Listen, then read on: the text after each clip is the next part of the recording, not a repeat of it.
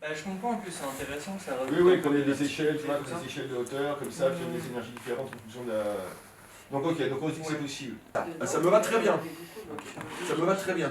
Et en termes d'énergie, parce que Oui. ça va. Mais oui, en termes d'énergie, ça va. Vous allez trouver, après, au fur et à mesure, dans cette tonalité-là.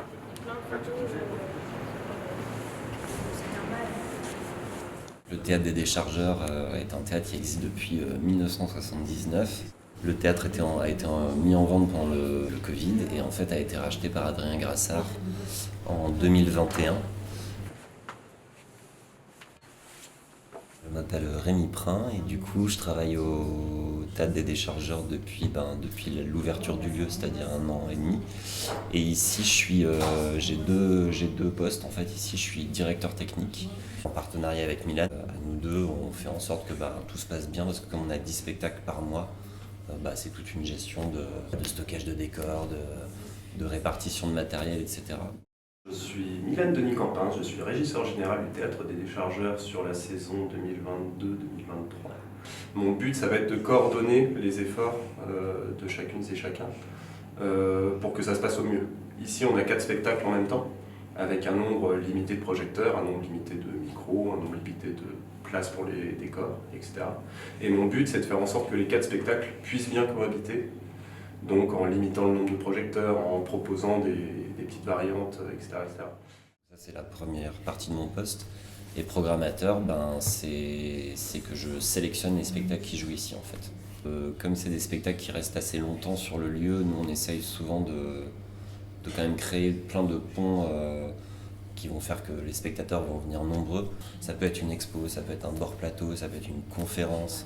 Moi, mon ambition, c'est de faire en sorte que le théâtre soit pour tous. Comme on est majoritairement sur du théâtre contemporain, c'est vrai que le théâtre contemporain, ça a tendance plutôt à intéresser de prime abord les gens vraiment qui s'intéressent déjà de base au théâtre. Le premier objectif du lieu depuis qu'on a ouvert, c'est vraiment de faire revenir la jeunesse. Et en vrai, ça commence vraiment à bien fonctionner. Si on regarde vraiment quand il y a du monde le soir, le panel d'âge, il est très varié en fait. Il va de très jeunes jusqu'à très vieux, quoi. Lucas était à l'hôpital. C'était au tout début, lorsque nous ne savions rien encore, ou presque rien.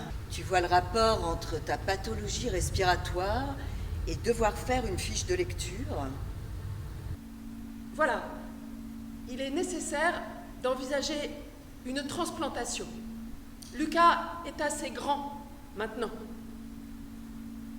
Je sais que ce mois-ci, on a eu beaucoup de spectacles qui parlaient de la santé, et qu'on a eu beaucoup de spectateurs qui venaient beaucoup de ces univers-là.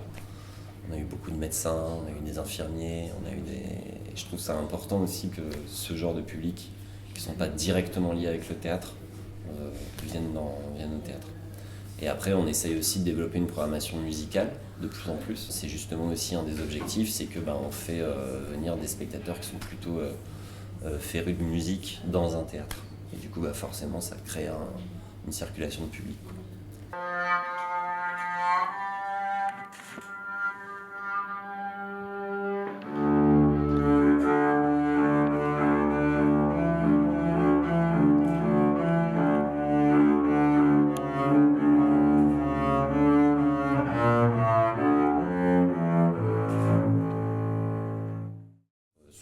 Souvent, c'est des spectacles qui n'ont jamais joué, qui jouent chez nous. Souvent, c'est des créations, ils n'ont pas joué avant. Enfin, ça arrive, mais c'est assez rare. La plupart du temps, c'est vraiment des créations. Donc forcément, en tant que programmateur, tu dois te positionner très très tôt sur un spectacle, si tu le veux. Donc c'est vrai que souvent, c'est des spectacles dont j'ai vu 30 minutes. Ou alors, quand je les ai vus, il n'y avait pas de décor, pas de lumière, pas de costume. Donc il faut se projeter, quoi. Faut se dire, ok, j'y crois et ça va ressembler à ça dans 6 mois. Et Pierre, là, le début, qu'est-ce que t'en penses? C'est bien? J'ai besoin qu'on me dise, en fait. Je me trouve un peu... comment dire? Un peu décalée entre ce que je dis et ce que je fais. Non? Non, mais... Bon. Parce que sinon, j'avais une autre idée d'entrée de spectacle. Là, on a travaillé tout ce matin sur une scène avec plein de personnages. Et là, pour un peu sentir la pièce dans son ensemble, on fait une lecture à la table. Et comme ça, nous, on entend les mots et on entend l'énergie du spectacle. Nous, on est un théâtre privé et on n'a pas du tout de subvention, on n'a pas du tout d'aide. Et il y en a beaucoup des théâtres privés à Paris. Là où nous, on a une vraie revendication presque politique dans la manière dont on accueille les spectacles, c'est qu'en fait, on a décidé, dès qu'on a ouvert le lieu, d'accueillir les spectacles dans ce qu'on appelle un partage de recettes sans minimum garanti. Et si un spectacle ne fonctionne pas, on n'a pas de filet de sécurité financier en fait. On a un risque en commun et c'est aussi pour ça que les gens ont envie de venir jouer ici, c'est qu'on a des conditions qui sont équitables. Et après, on les accompagne aussi dans le sens où on met à disposition un technicien du lieu pour son accueil technique, pour ses régies et tout ça. Et après, on met à disposition aussi toute l'équipe du théâtre, c'est-à-dire la com, les relations avec les publics, qui eux travaillent pour faire en sorte que au-delà du réseau de la compagnie qui va venir voir le spectacle, il y a aussi un réseau autre qui va se déplacer en salle pour venir voir le spectacle. Alors, je m'appelle Emmanuelle, je suis responsable de la communication au déchargeur depuis 2016. Moi, j'interviens à partir du moment où Rémi, le programmateur, programme un spectacle. Je me mets en relation avec les compagnies qui sont programmées pour construire en fait toute la communication. Alors, pour les codes graphiques du théâtre, on a travaillé avec une graphiste qui s'appelle Léa Rousse et qui nous a conçu ce qu'on appelle une charte graphique, donc en fait qui est propre aux déchargeurs, donc qui n'existe vraiment que pour nous. Et l'important pour nous, c'était de mettre en avant les mots, parce que c'est quand même quelque chose d'important ici. On est un lieu de création, et du coup, ce qui nous importe beaucoup, c'est l'écriture, les auteurs, les autrices. C'est vraiment quelque chose qui est important dans ce lieu et qui est un petit peu la ligne artistique aussi du théâtre. Et donc, du coup, on voulait faire apparaître dans la charte des déchargeurs l'importance de ces mots et des artistes qui les font. Et en fait, on a choisi d'avoir une charte assez colorée. Donc, vous avez dû voir dans le hall, on a des couleurs un petit peu fortes, du jaune, du orange, du violet assez soutenu, du rose, enfin voilà, des couleurs qui sont assez vives. Et pour contrebalancer ça, on a des images en noir et blanc, donc qui ressortent quand même assez fortement. Et on a l'importance du titre, qui est très gros et qu'on voit aussi beaucoup. Et on a une petite phrase qui s'appelle une phrase d'accroche, et qui est sous tous les titres et qui est tirée du texte du spectacle. Et c'est une phrase qu'on choisit avec les compagnies et qui donne un petit peu envie de découvrir un petit peu plus ce qui se cache derrière le spectacle.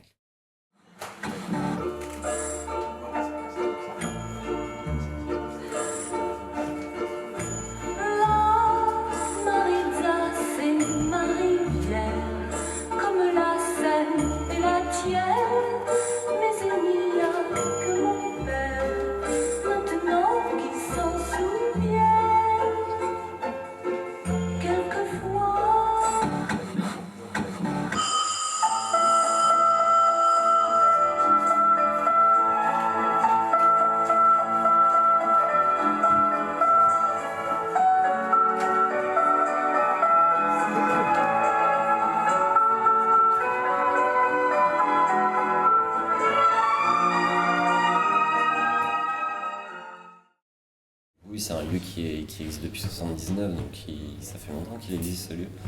J'ai pas eu envie de jeter tout ce que le théâtre avait accompli jusqu'ici, c'est-à-dire que c'était un théâtre qui était vraiment hyper porté sur les textes contemporains, les auteurs vivants, les nouvelles écritures. Et ça, je voulais continuer ça parce que je trouve que c'est assez rare, quand même, des théâtres qui sont vraiment que spécifiques à ça. Oui, prenez vos livres. Page 7. Ah, mais non, mais vous êtes trompé de magnéto, là. Bon, attendez, non, pas Monsieur Pédaste. Allez, bon, prenez vos livres, page 7. Au coin, on ne parle pas, on est là pour travailler. Arthur, reviens à ta chaise, s'il te plaît. Bon, les enfants, vous avez eu tous des notes catastrophiques. Sincèrement, moi je suis metteur en scène et comme plein de metteurs en scène, je galère depuis longtemps. Et en fait, je crois que ce qui me plaît le plus, c'est qu'en fait j'essaye de faire, d'apporter aux compagnies qui viennent toquer à la porte ici ce que moi on ne m'a pas apporté. Tu vois, c'est-à-dire un coup de main, une oreille attentive et une envie de croire à des projets jeunes. Parce que c'est pas simple quand tu es à ta première mise en scène de trouver du soutien, quoi. C'est vraiment pas simple. Il y a beaucoup de gens qui répondent jamais à tes mails. Et du coup, j'ai l'impression comme maintenant c'est un lieu qui commence à être aussi connu pour ça, enfin en tout cas c'est beaucoup de témoignages qu'on a de compagnies qui se rendent compte qu'ici voilà, il y a quelque chose qui est quand même très ouvert et que tu peux être à ta première mise en scène et venir toquer à la porte sans être chassé. Je trouve que ça c'est quelque chose qui me plaît de représenter ça dans le milieu théâtral.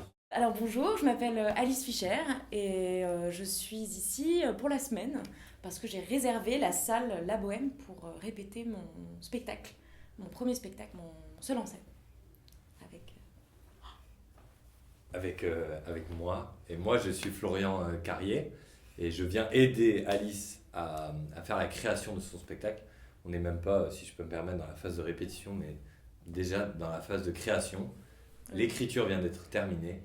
Et là, c'est rendre réel ce qui était sur papier.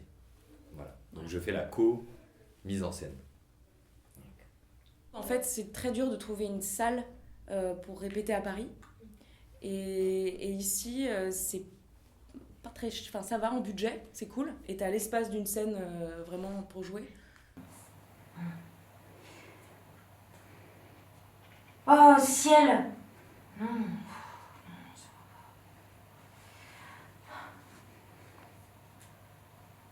Oh, ciel! Oh non, putain, mais c'est pas possible! Non, je suis désolée, j'y arrive pas. J'y arrive pas devant vous, c'est trop dur. Ou alors, vous pouvez peut-être vous retourner vos chaises et vous mettre dos à moi. C'est très intéressant en termes de mise en scène parce que on est toujours en train de se poser la question, est-ce qu'on est dans un jeu vrai, un jeu faux, un vrai faux jeu ou un jeu faux vrai jeu, tu vois. Voilà. En fait, le plaisir est toujours renouvelé et la force aussi de Rémi, qui est le programmateur du lieu, c'est qu'il arrive en fait avec une sensibilité qui n'est pas forcément celle des textes qu'il programme, à mettre en avant des formes d'écriture qui touchent à la poésie, à la grâce parfois, parce que moi j'adore ça, je suis très, très fervente de ça, et en même temps parfois des formes où il n'y a pas de mots, où c'est du théâtre corporel, et c'est ça qui est assez beau dans ce lieu en fait, c'est qu'on va pouvoir chaque mois prendre des choses très différentes à des endroits très différents et aimer en fait les 10 propositions qui sont proposées tous les mois parce qu'elles véhiculent des choses qui sont belles et qui nous parlent à plein d'égards. Voilà.